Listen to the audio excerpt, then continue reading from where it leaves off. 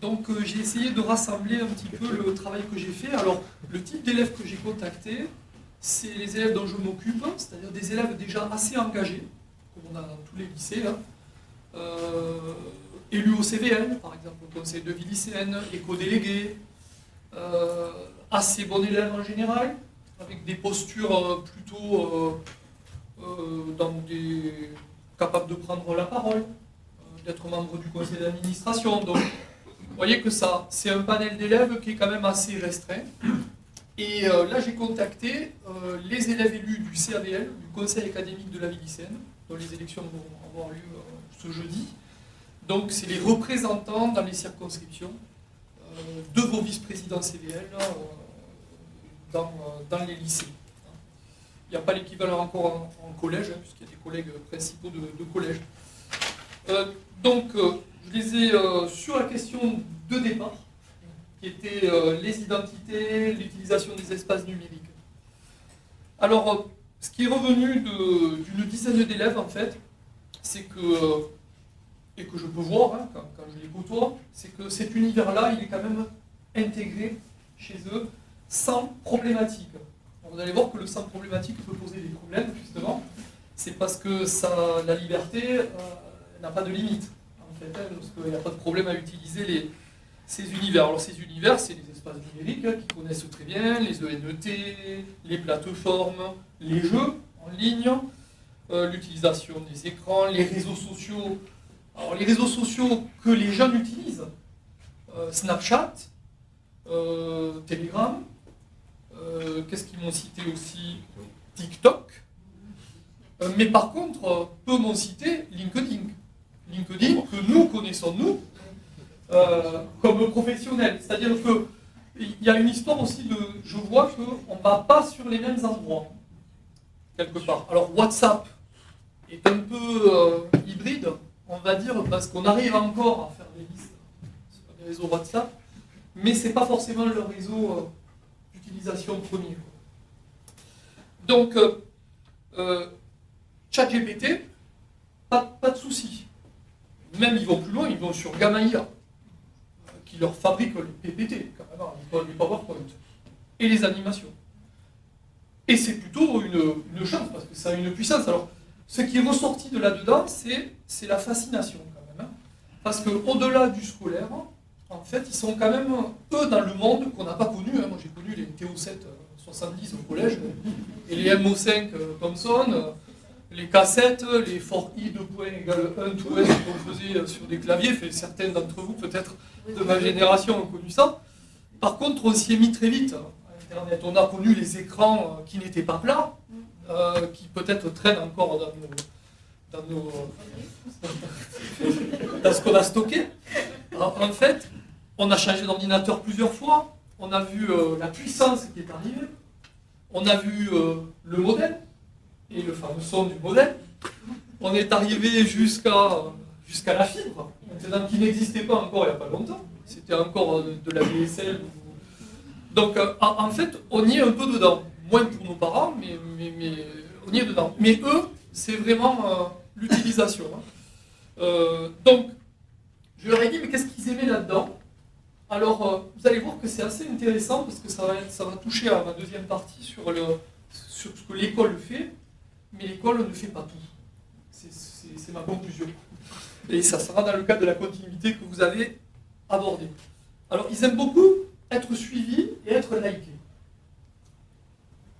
dans les propos qu'ils font. Ils aiment beaucoup aller sur des applis qu'ils choisissent, dont ils ont un peu la technique pour installer ces choses-là, les appréhender, parce que des fois, il y a des univers qu'on ne sait pas trop, on le voit des fois sur les jeux vidéo, ils sont bien meilleurs que nous pour voyager dans cet espace-là. Et puis, tout ce qui a été annoncé, là, le stalk H, là, ou le ghosting, c'est-à-dire mettre des gens, faire des recherches sur, ou enlever des gens des réseaux ou pas, ça, ils se connaissent. Et si vous regardez bien ces choses-là, quand j'ai pris ce qui est remonté, je me dis ça correspond bien à tout ce qu'on a en nous, et qui peut être des forces, mais qui peut être aussi des failles. C'est être aimé. Alors on l'entend quelquefois du collège, le prof il m'aime pas, La CPE m'aime pas, la prof doc elle m'aime pas, de toute façon je t'aime pas. Bon, il y a une histoire de, alors c'est peut-être dans le suivi, dans les likes ou pas, mais il y a quelque chose d'être aimé, il y a quelque chose sur la compétence et être capable de utiliser des outils technologiques, numériques, être compétent. J'ai peur de ne pas être compétent, alors, sur plein de domaines. Hein.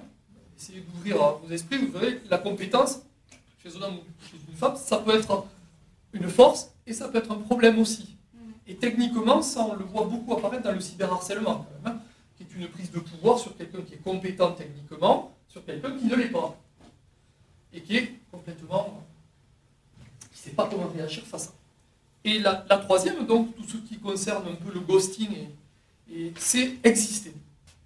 L'existence, quand on enlève quelqu'un d'un groupe, ou qu'on ne le met pas dans des soirées, ou qu'il ne participe pas à quelque chose, il n'existe pas.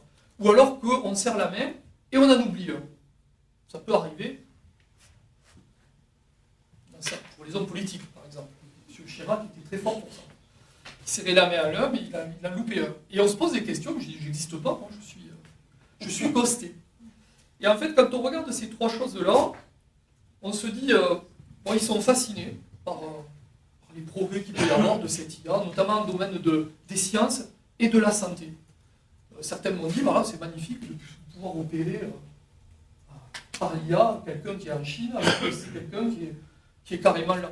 Tout à l'heure, le directeur académique a fait référence aux automobiles, à Tesla, aux nouveaux taxis qui vont arriver totalement automatisés. Enfin, c'est quand même puissant. Et même pour nous, enseignants, enfin, ex-enseignants pour moi, mais enseignants et même élèves, c'est une puissance. La collègue a parlé de l'universalisme. À l'époque, moi, c'était tout l'univers.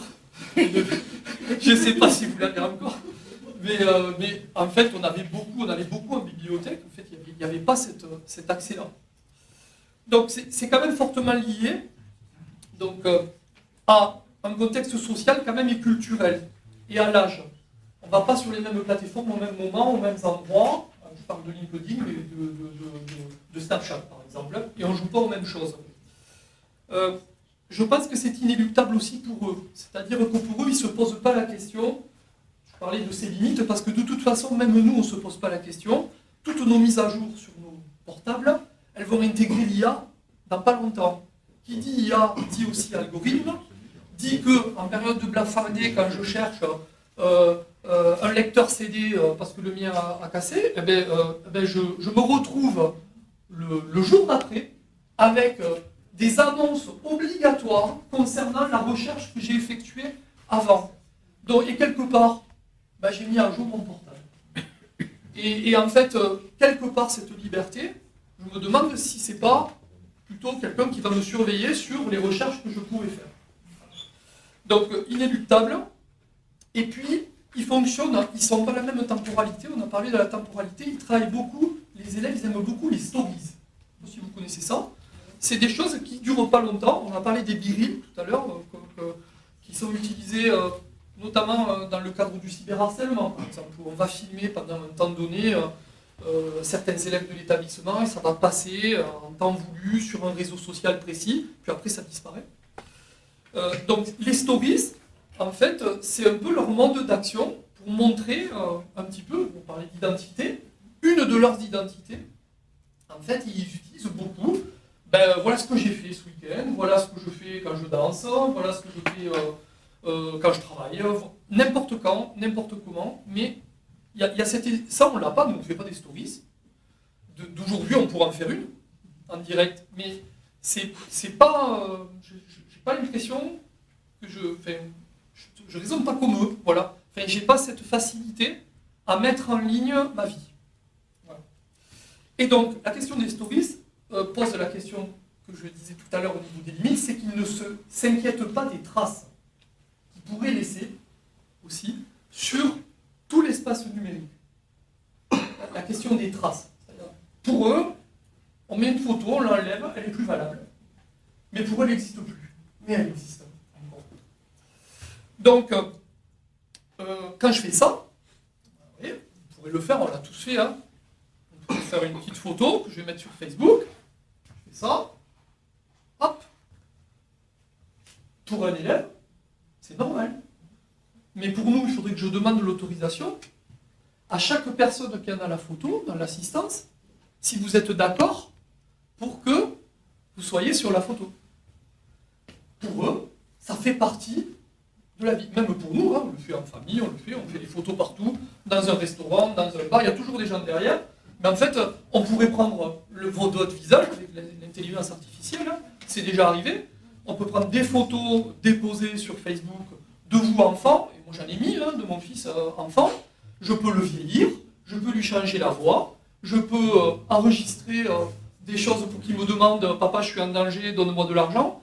En fait, on peut faire beaucoup de choses à partir de nos photos. Et là l'élève, effectivement, il y a une histoire d'éducation à faire sur attention à la trace numérique et qu'est-ce qu'il dépose sur cet espace numérique. Donc c'est une opportunité, comme je disais, sans précédent pour eux. Ça leur permet de partager des expériences, ça leur permet de se connecter à d'autres, pour le bien et le mauvais, hein, vous avez compris. Mais en fait, ça permet de faire des relations. Ça permet d'avoir plusieurs identités aussi. Je me demande toujours ce qu'il y a derrière un avatar particulier. D'ailleurs, je pense que tous, on y travaille, dans nos CV, dans nos photos qu'on dépose. Pourquoi mettre celle-là? Pourquoi mettre un autre? Qu'est-ce qu'on met à voir aux autres de nous, en fait? Alors, par rapport à nous qui on réfléchit un petit peu plus sur ce qu'on peut déposer, l'élève, lui, il peut en avoir plusieurs d'identités, en fait. Ça peut être des guerriers, ça peut être des photos, ça peut être lui petit alors qu'il est au lycée. Par exemple, Nausée Lucé Label, moi j'en ai un, il s'est mis quand il avait 7 ans. C'est sa photo d'avatar sur le réseau social. Donc, en fait, je n'ai pas travaillé avec eux, mais je pense que je vais y travailler au prochain CAVL là-dessus. Mais c'est-à-dire de voir un petit peu qu'est-ce qu'ils veulent faire passer comme identité au travers de leur identité numérique, en fait. Donc, tout ça, c'est très bien, les opportunités, mais il y a des mais. La première, c'est qu'est-ce qu'on ferait sans son portable? On est un peu des humains augmentés maintenant, avec n'importe quoi. Hein. J'ai des tocs, même, pour savoir s'il est bien dans ma poche. Je suis arrivé là. Il y a des problèmes d'inégalité, on en a parlé, ou de pression sociale. Hein. Moi j'ai un tel portable, toi tu l'as pas, toi tu peux plus, il faut le changer. Il est plus à jour, on peut plus mettre à jour des applications parce qu'il est trop vieux. Trop vieux, c'est 2 ans. Hein. Il y a les algorithmes qui sont là quand même présents, qu'on ne voit pas, mais qui, effectivement, si on ne s'en rend pas compte, vont vous amener vers une pression des modèles à force de ce qu'on regarde. Hein. On a eu beaucoup de problématiques, notamment sur le harcèlement, sur des tutoriels pour comment mettre un voile, par exemple, sur ça va jusque-là. Et en fait, au fur et à mesure de regarder ça, en fait, on est toujours contacté par ce type de médias qui arrivent. Et ça façonne complètement l'identité de la personne à force de recevoir ce type d'informations. Donc tout ce qui est normes et puis des idéaux physiques qui sont quelquefois pas réalisables en fait. Parce que ce qu'on voit, c'est peut-être pas vous, c'est un miroir déformant, ça peut être travaillé par des filtres, et ils adorent ça, les filtres, les oreilles de lapin, ils adorent. Mais les filtres aussi, qui fait que c'est peut-être pas la réalité de ce visage-là ou de ce corps-là. Et puis l'appartenance aussi à une communauté. Alors ça c'est dans les mais, hein. Vous voyez, communauté au sens propre et au sens figuré, c'est-à-dire où on partage tous un peu ces mêmes idées, et ça peut arriver jusqu'à le complotisme, ou des vidéos particulières qui sont partagées par un certain nombre de personnes, comme les revenge porn et le complotisme, tout ce qui est virtuel, les bitcoins, les rencontres, et j'en passe, et des meilleurs. Et qui peut amener donc à du cyberharcèlement, et on y travaille dessus. Donc, je dirais que par rapport à ça, pour paraphraser un des Dazen, je ne sais pas s'il est resté, mais je crois que c'est le Dazen du 40, Ludo Brevet, il a dit l'école a une grande place, mais ne prend pas toute la place. Voilà. Et j'ai trouvé ça, c'est très bien, c'est-à-dire dans le cadre de continuité, donc cette école française, parce vous voyez que derrière, il y a 4 objectifs dans le Code de l'éducation. Un des objectifs, mis à part les connaissances, etc., c'est la formation du citoyen. Peut-être que le Code de l'éducation, maintenant, il faudra arriver à la formation du citoyen et du citoyen numérique, c'est-à-dire dans ce monde-là qui n'existait pas avant. Ouais, voilà. Alors il faut un pôle politique et juridique fort, on y travaille dessus, avec le 15 ans, les réseaux sociaux, mais honnêtement, mon fils, quand il est enfermé, bon il est grand maintenant, mais quand il est enfermé dans sa chambre et qu'il est sur son réseau social, je ne sais pas ce qu'il fait. Je ne sais pas si vous savez ce que font. On ne sait pas ce qu'ils font sur les réseaux sociaux, en fait. Donc il y a besoin d'un pôle juridique et politique fort, comme on l'a fait pour le harcèlement avec la loi du 2 mars, en fait. Mais il va falloir gérer cette appartenance des jeunes dans le monde numérique. Donc ça va nous aider peut-être après à décliner. Ensuite, vous l'avez tous dit et superbement bien avec des expériences de terrain, j'aurais préféré que ce soit les élèves qui en parlent, mais l'esprit critique, c'est quand même la base de tout, y compris et l'égalité filles-garçons, dans le cadre des valeurs portées par l'école française. La laïcité, elle sert à travailler notre devise républicaine, quelque part, hein, l'égalité, la fraternité et les libertés. Donc les savoir-être et les CPS sont très importants dans la formation de nos élèves. Il faut savoir que tout ça, ce n'est pas des disciplines, hein.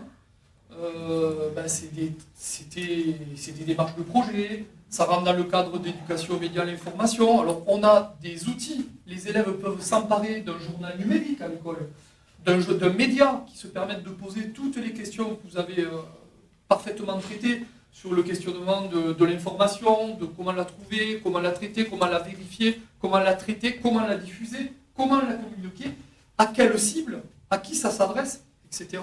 Il y a l'EMC, avec un gros travail qui commence à être bien mis en place au collège, mais qui se poursuit, sur lesquels les élèves sont interrogés, notamment les élèves élus au CNVL, du temps de Gabriel Attal, qu'on avait rencontré avec des élèves.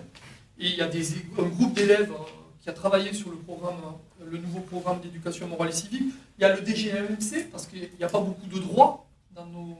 J'ai fini, hein. Je vois que tu te lèves. Tout ce qui est parcours à venir, vous avez cité sur les nouveaux métiers, qui est là, le SNT, NSNI, etc., la lutte contre le harcèlement, le cyberharcèlement, les associations, qui me semblent essentielles, si elles peuvent être agréées, demander les agréments, encore mieux, qui vont nous accompagner au niveau de l'école, dans la continuité, justement, les parents d'élèves, qui sont très difficiles à mobiliser, mais qui, au travers des élèves et des discours, peuvent peut-être faire des cafés des parents, ça a été évoqué. Et le but, c'est de rechercher quand même un certain équilibre entre cette puissance énorme qui leur est offerte et qui nous est offerte, et toutes les dérives, en fait, parce qu'il n'y a pas peut-être assez de normes, parce que ce n'est pas expliqué, et les expérimentations que vous avez citées ont une vraie légitimité, la pause numérique, etc., en sachant que dès que la pause est terminée, après à la maison, on repart sur pas de pause numérique.